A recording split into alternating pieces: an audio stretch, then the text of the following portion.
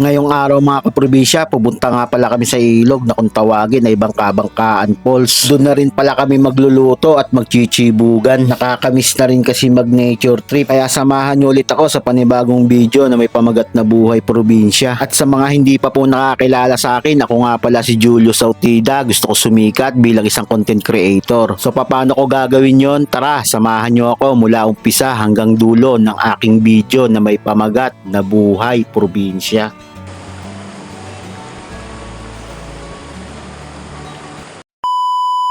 Kamusta mga kaprobinsya? Matagal-tagal din tayong hindi nakapag-nature trip. Mahigit 3 buwan na din nung kauli-hulihan nating nature trip. Bali ang pagkakatanda ko ay doon pa sa Daraitan Falls. Kaya ngayong araw mga kaprobinsya, pumunta nga pala kami sa kung tawagin ay Bangka-Bangkaan Falls. Bali hindi nga pala natin dyan kasama si Kuya Ivan dahil meron daw siyang susunduin sa Laguna. Bali ang kasama natin dyan si Adobar at saka si Kuya Edward. Bali meron pa pala kaming isang kasama dyan mga kaprobinsya, yung alaga ni Kuya Edward na puting lobo. Marami daw kasing itim na lobo dito kaya sinama dito ni Kuya Edward yung puting lobo niya para panakot sa mga matatapang na itim na lobo. Totoo nga yung sinabi ni Kuya Edward, marami nga daw na itim na matatapang na lobo dito. Buti na lang sinama ni Kuya Edward kundi nalapa na kami dyan. Hindi kasi mananalo yung itim na lobo sa puting lobo, parang isang pelikula. Ano daw?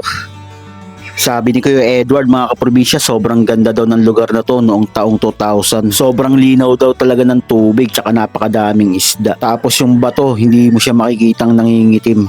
Talagang napakaganda daw talaga ng lugar na to. Pero kahit ganda na daw itong lugar na to dinadayo pa rin daw ito pag araw ng Marso tuwing summer. Pero lumilinaw daw yan pag hindi masyadong maulan. Nag-uulan kasi kaya ganyan ang kulay niyan. Saka isa rin sa mga napansin ko mga kaprobinsya, masyado talagang abusado yung mga tao sa kalikasan. Lalong lalo na sa gantong lugar yung walang nagbabantay o walang naglilinis. Yun bang tipong pagtapos nilang maligo iiwan na lang yung mga basura nila. Talagang nakakapanghinayang yung gantong lugar mga kaprobinsya kasi hindi na madadapnan ng mga susunod na henerasyon. Bali nakarating na pala kami dyan mga kaprobinsya. Bali inilagay lang namin dyan yung mga gamit namin na katulad ng kaldero tsaka bigas tsaka yung ulam na lulutuin. Bali hindi na nga pala ako nakapagtisya mga kaprobinsya para akong kalabaw na sabik sa tubig sa sobrang kapaguran. Kaya eto na, nagtampisaw na ang kalabaw. Bali dumating na nga pala si Kuya Edward dyan galing dyan sa itaas para kumuha ng mga panggatong. At di sa kalayuan nakita ko nga pala si Moises, parang hatiin na yata yung tubig. Ay mali pala, si Adobar pala. Bali sinetap na nga pala dito ni Adobar yung aming gagamitin para sa paglulutuan. Tapos ako naman kinukuskus ko yung dala naming kaldero. Bali doon ko nga pala yan hinugasan yung bigas naming dala doon sa may tubig na galing doon sa itaas. Tapos yung pinangsabaw ko nga pala dyan yung dala namin tubig.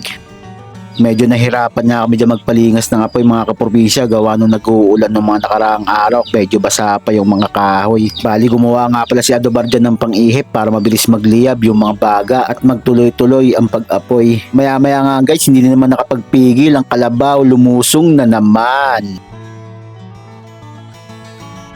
Nung malapit na ang maluto mga kaprobinsya, isinunod naman dito ni Adobar ang paggawa ng DIY na pang-ihaw. Wala kasi kaming dala, buti na lang andyan si Adobar, isang malupit na Boy Scout, handang-handa kahit saan. Nung natapos na ni Adobar ang paggawa ng DIY na pang-ihaw, sinunod niya naman ditong linisan at hiwa at lagyan ng magic sarap ang dala naming isda. Habang nag-iihaw nga dyan yung dalawa dyan mga kaprobinsya, andito nga pala ako parang kalabaw na palutang-lutang. Nakakamiss kasi yung ganito kaya ini-enjoy ko ang bawat minuto. At nung naluto na yung iniihaw nila Kuya Edward tsaka ni Adobar, oras na para magchibugan.